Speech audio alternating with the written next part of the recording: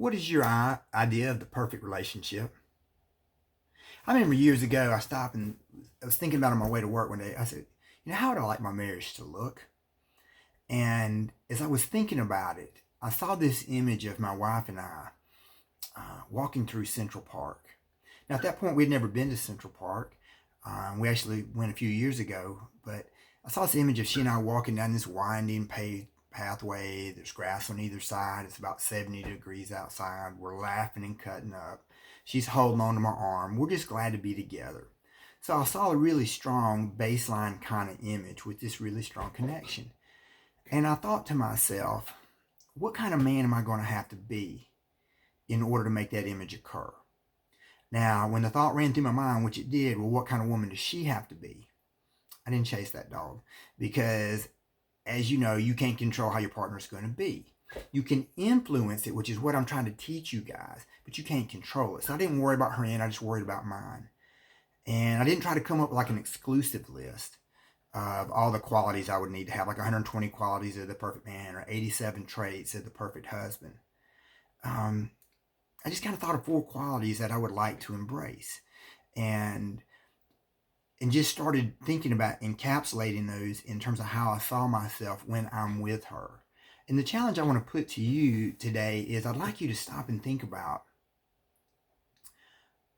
what are 4, 5, 6 qualities that you would like, that you would believe. Let me stop a second. Let me back up. I want you to first off start off with an image of how you want to see yourself in your marriage, the ideal relationship for you.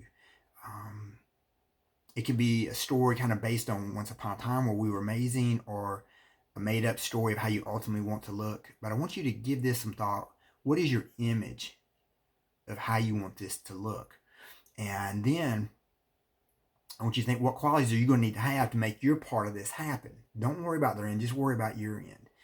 And every day when you wake up, see this image.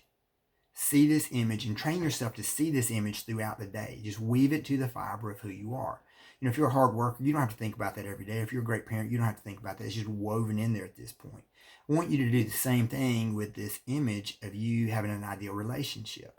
And here's how this can kind of play out. Say you and your partner are laying in bed and you wake up and you see this image and you're feeling really good about it.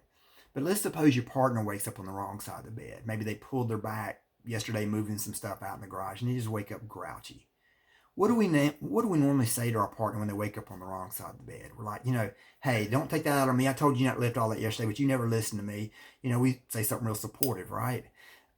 But what if instead you wake up, you see your image, and your partner wakes up being a bear, and instead you say something strong that keeps you moving towards your image, which is saying something like, I appreciate how hard you work for our family.